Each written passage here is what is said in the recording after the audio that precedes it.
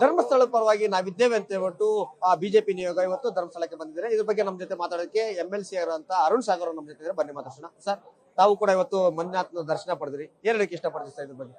ಒಂದು, ನಾನು ಸದನ ಪ್ರಾರಂಭ ಆದಾಗ ಮೊದಲನೇ ದಿನನೇ ನಾನು ಈ ಧರ್ಮಸ್ಥಳದ ವಿಷಯವಾಗಿ ಶೂನ್ಯ ವೇಳೆಯಲ್ಲಿ ಪ್ರಸ್ತಾಪ ಮಾಡಿದ್ದೆ. ನಾನು ಹಿಂದೂಗಳ ಭಾವನೆಗಳಿಗೆ ಧಕ್ಕೆ ತರುವಂತಹ ಕೆಲಸ ಇಲ್ಲಿ ನಡೀತಾ ಇದೆ. ಇದೊಂದು ದೊಡ್ಡ ಷಡ್ಯಂತ್ರ.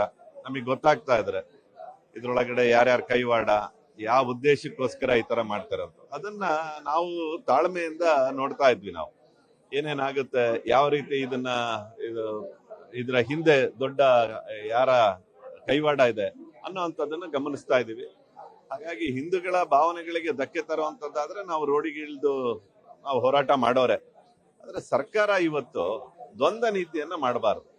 ಒಂದು ಕಡೆ DCM ಇಲ್ಲ ಇದು SIT ಮಾಡ್ತಿರೋಂಥದ್ದು ಸರಿ ಇಲ್ಲ ಅನ್ನೋವಂಥದ್ದು, ಇನ್ನೊಂದ್ ಕಡೆ ಮಾನ್ಯ ಮುಖ್ಯಮಂತ್ರಿಗಳು ಇನ್ನೂ ಹೆಚ್ಚು ಅವ್ರು ಹೇಳಿದ ಕಡೆ ಎಲ್ಲ ಹೋಗಿ ಕೆಲಸ ಮಾಡೋವಂಥದ್ದು, ಅಂದ್ರೆ ಗುಂಡಿಗಳನ್ನ ತೆಗೆಯುವಂಥದ್ದು.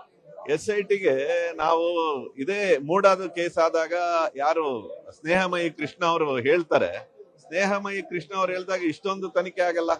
ಇಲ್ಲಿ ಯಾವ್ದೋ ಒಬ್ಬ ಮುಸ್ಕುದಾರಿ ಬಂದು ಇಂಥ ಕಡೆ ಗುಂಡಿ ತೆಗಿರಿ ಅಂದ್ರೆ ಗುಂಡಿ ತೆಗಿತಾರೆ ಅಂದ್ರೆ ಅಲ್ಲೂ ಮೂಡಾದ ಕೇಸಲ್ಲೂ ಇದೇ ರೀತಿ ನಡ್ಕೋಬೇಕಿತ್ತು ಅನ್ನುವಂಥದ್ದನ್ನ ನಮ್ದು ಆಗ್ರಹ ಇರುವಂತದ್ದು.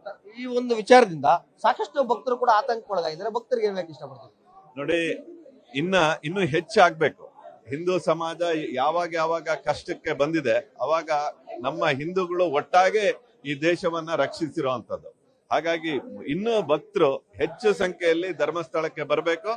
ನಮಗೆ ಅವರಿಗೆ ಪೂರ್ತಿ ಪ್ರಮಾಣದ ನಮ್ಮ ಸಪೋರ್ಟ್ ಇದೆ ಅನ್ನುವಂಥದ್ದನ್ನ ನಾವು ಹೇಳ್ಬೇಕಾಗಿರುವಂತದ್ದು ಸಂದರ್ಭ ಹಿಂದೂಗಳಲ್ಲಿ ಇವತ್ತು ಮೂಡುತ್ತೆ.